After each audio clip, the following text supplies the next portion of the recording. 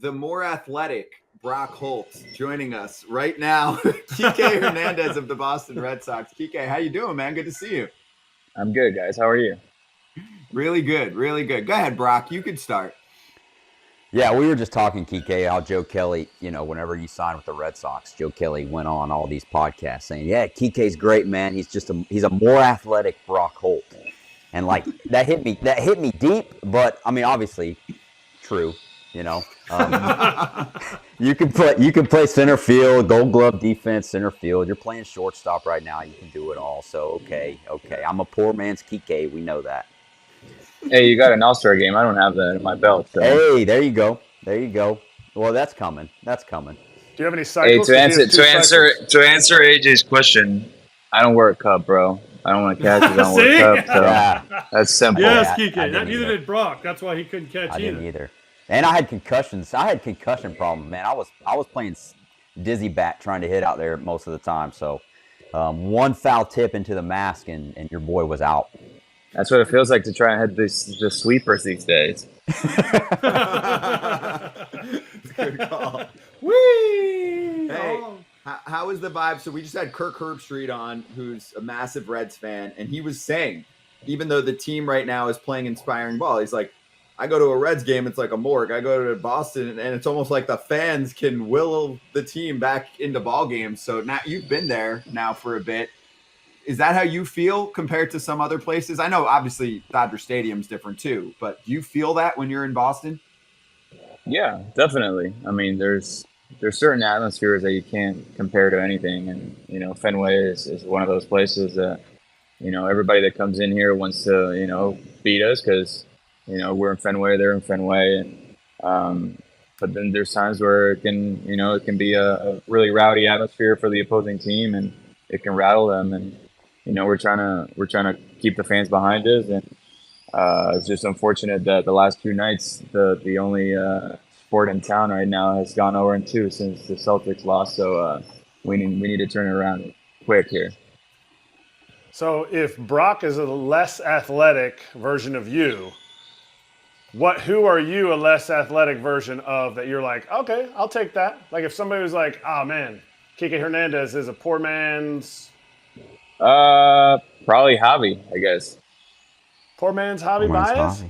Yeah, slower, less juice, less arm, so probably a poor man's Javy. Slower? You think you're slower than Javy? I got you beating Javy in a foot race.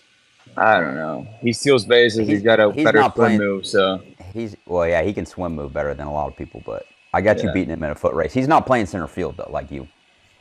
Well, I'm not playing center field either this year, so. Well, you can. We've seen it. Yeah. What about whatever the payload? The team needs? The payload, bro. We've had a couple of different colors this year, trying to keep it fun. It's just hair. My daughter says purple, so we got purple hair right now. Oh, what changes the color? What determines the color? Like Lindor has a stylist that says you should go blue today, right? So do you have your daughter say purple, you go purple, white, you go white? So these are all semi-permanent, so you wash your hair a couple of times and it goes away. So once it goes back to, I guess, neutral, we decide, we let the daughter decide. We've had green, we've had purple, we've had pink. So we're just, semi-permanent, and as long as we got it, we'll paint it, and once it's over, it's over. I like it. As someone that used to have a hair about that color, I like it. I like the change of the color. I had to stick with the white though. But Red Sox, you guys are right there, over 500. I think a lot of people didn't think you were going to be there. What's so good about this team? The offense has been awesome. Devers awesome, but everyone's banging. Pitching's been better than expected. What's the secret to the Red Sox this year? I think our will, to come from behind. We've done a really good job this year of coming from behind on teams. It feels like there's no lead big enough for us, and outside of the NL Central, we'd be having a really good season. We're 2-9 against the NL Central right now.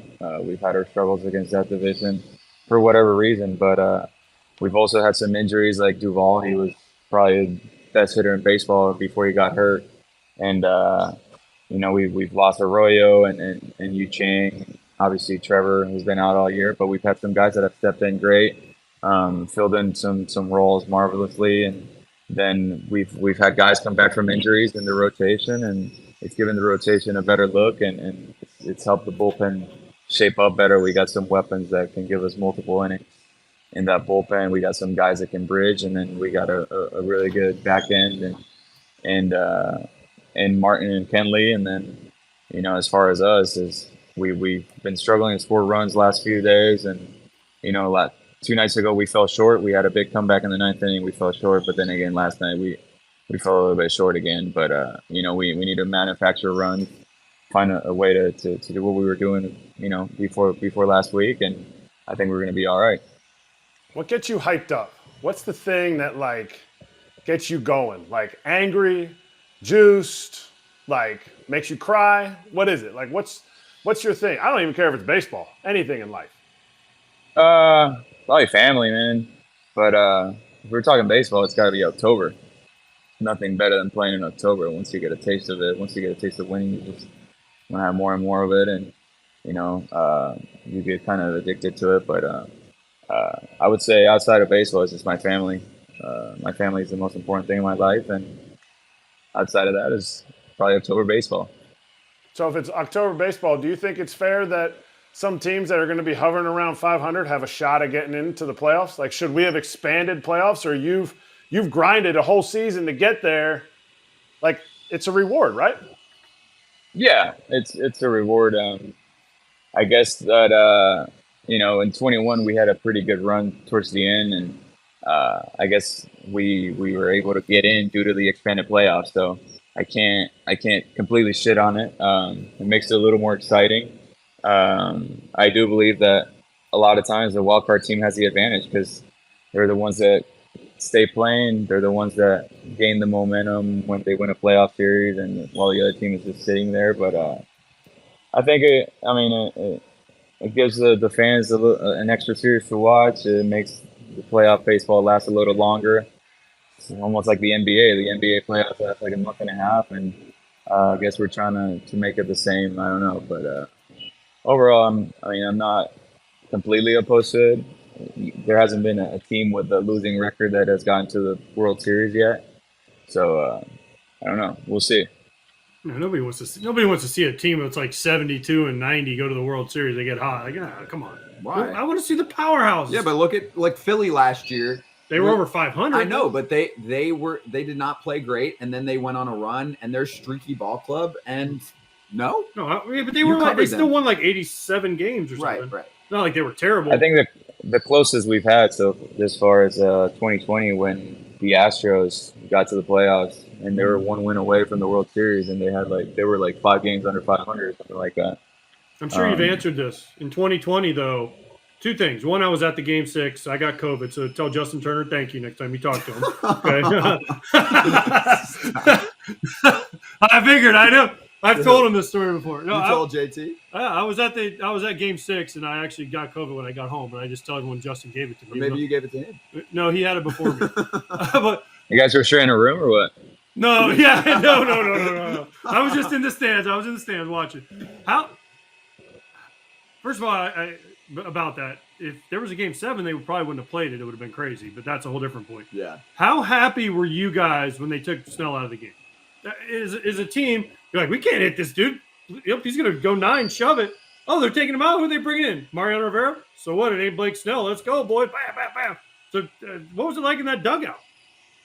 There was a lot of comments being said. We obviously lose. We knew that once he came out of the game, there's no way we're going to lose that game. Because we've been on the other side of the ball. We were on the other side of that ball in 18 when Rich Hill came out of that game in Game 4 against the Red Sox. He kind of shifted momentum in that series, and it's one of those where you were looking at both dugouts, and both dugouts were having completely different reactions, and one that was shared was the shock, but yeah, once we came out of the game, we're like, there's no way we're losing this game. There's no way we can lose now. Kike, Sale pitching tonight. Chris Sale, ex-teammate of mine. How good has he been his last few starts? He's back, right? He's back? Tell me he's back. he's back, man. He's the Chris of old. He's throwing hard. He's commanding his changeup. He's commanding his breaking ball. Um, the velo. I think the velo has been the most important part. Um, he kind of banged the sinker against the righties, and he's throwing the sinker against the lefties, and just straight four seamers against the righties, letting it rip.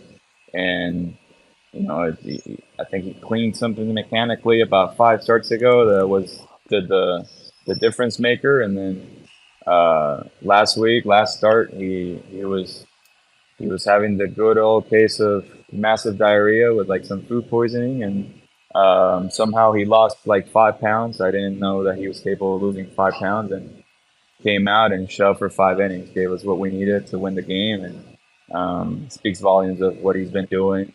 I don't think there's anybody in this locker room that's to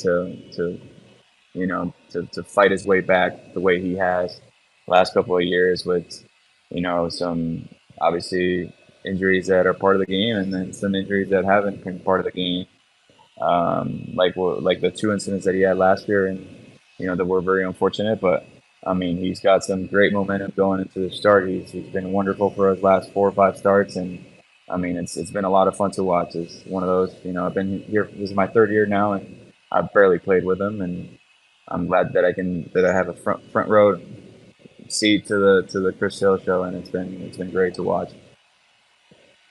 I mean, has he tried to cut up your jersey or anything? No, we stay with the standard jerseys. He's even all for the yellow sock jerseys. So thus far, no incidents. I did get to see one of those famous jerseys the other day. Joe McEwen was in town, and he kept his and sent it over for him to sign it. So I believe there's only like 4 or 5 out there that are left in the world that exist. So those jerseys might be worth a lot of money one day. We just For had real? Ken Golden. We just had Ken Golden on yesterday from the King of Collectibles. Maybe we'll ask him next time we get on. What would a Chris Sale cut up jersey be worth? I literally finished watching that show 2 days ago. He was just on yesterday. He had some cool insight. But I want to ask you, you play with Tommy Pham. Who's more scary, Tommy Pham just on the reg, or Chris Sale after a bad outing? I would say it's different. I mean, Chris is the ultimate competitor. So when it's time to compete, he's fierce and intimidating and all this. But Tommy's a joy. I enjoyed my time with Tommy last year.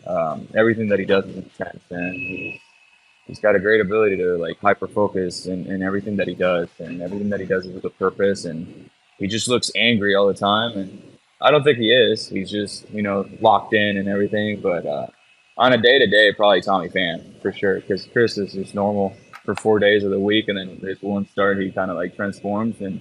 But the Tommy's just like that for 162 games. So I'll probably say Tommy. Hey, we got a fan question from Dylan. Dylan said, "What is it like playing with Yoshida, aka Macho Man? Is that what people call him in the clubhouse?" No, we just call him Masa. When he signed him, I hit him up on Instagram, and I was like, "Hey Yoshi, like welcome to the Red Sox, man. We're excited to have you."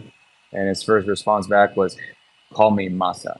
I was like, "All right, it's not Yoshi, it's Masa." And then first month of the season, every time he would come up to the plate, the fans would go, "Yoshi, Yoshi, Yoshi." I was like, "No, guys, he doesn't like that. He just wants to be called Masa." But man, what a talent, what a swing. What an ability to hit. I just wish that there was no language barrier so that we can communicate a little more and, talk baseball. But unbelievable hitter, great talent, special talent at the plate. Unreal watch collection, too. Really? Okay. Watch collection. Okay. You're a watch guy? I like watches, but I definitely wouldn't feel good about my future if I spend the amount of money on watches as he has.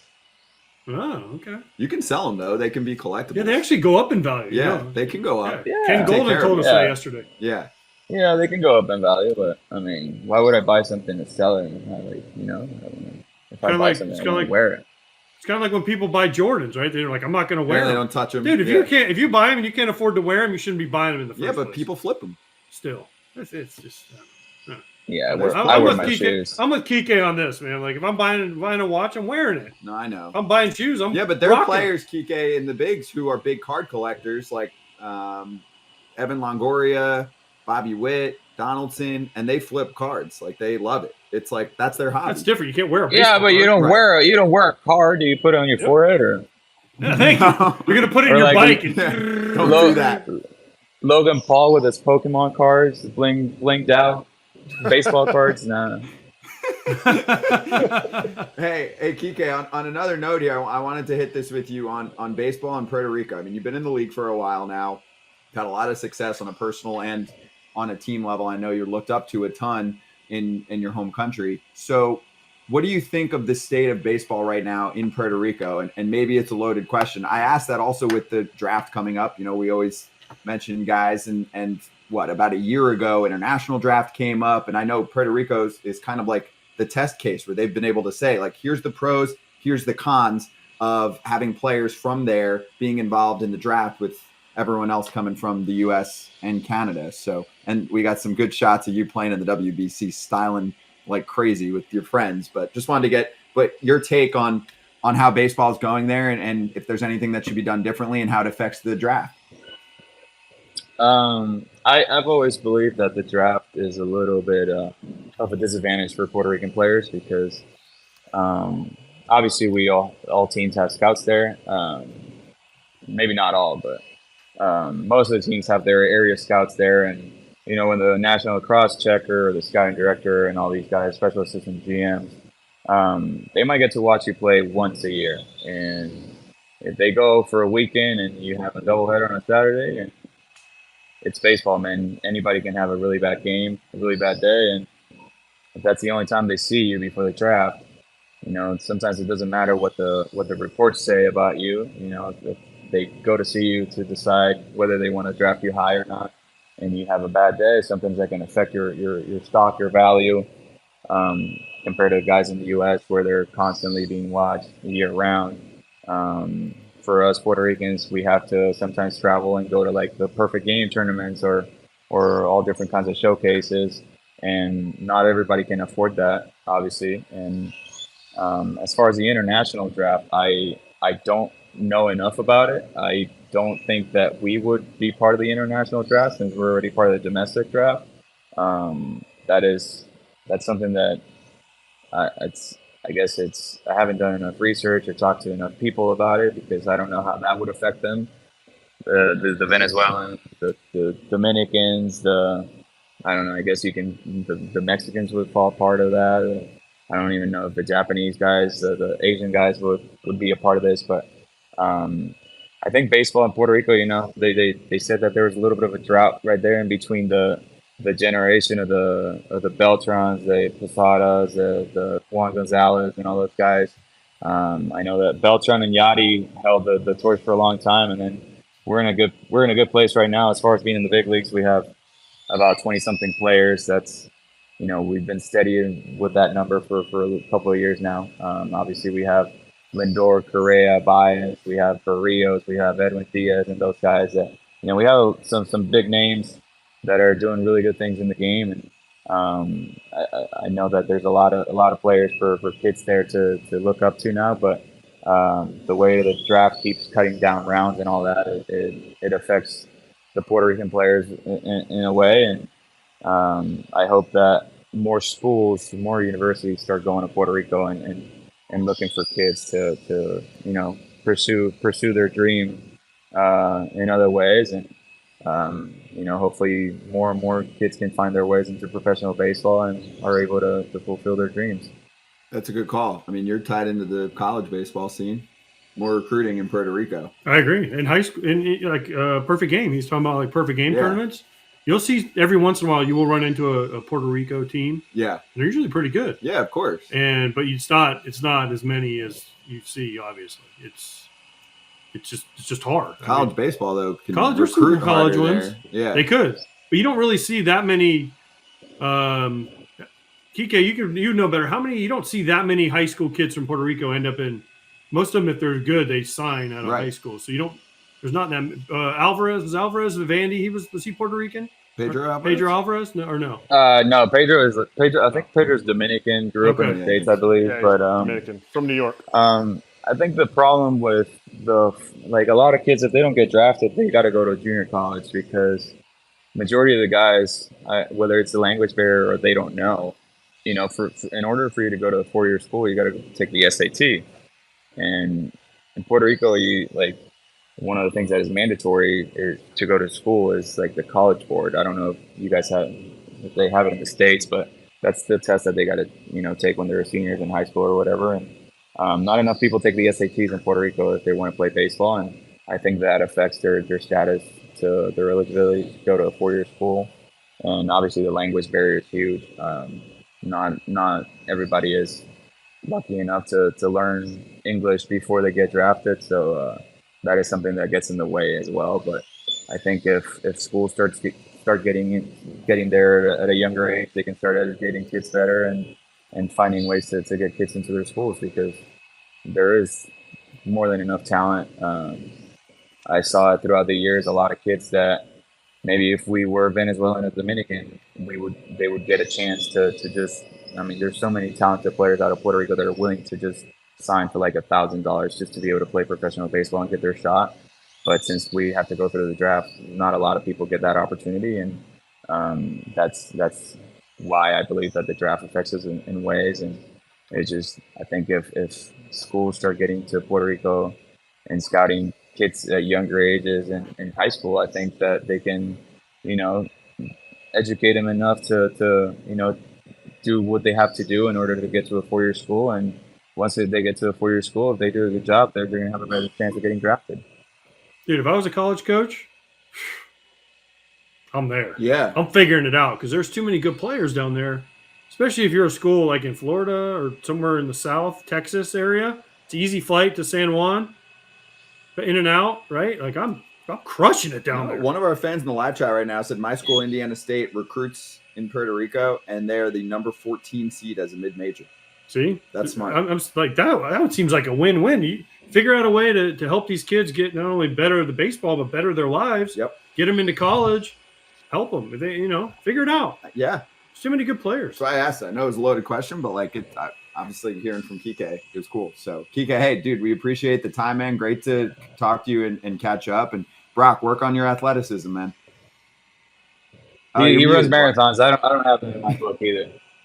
He walked most of it. Don't give him too much. He can't say anything. That's we true. can't hear what he's saying, so it doesn't matter. He's still Brock, talking. We're Brock, just you're on ignoring him. mute, but you look great, Brock. I'm not even walking a marathon. Kike, hey, good luck tonight, man. We'll talk to you soon, okay? Thank you, guys. Thanks for having me.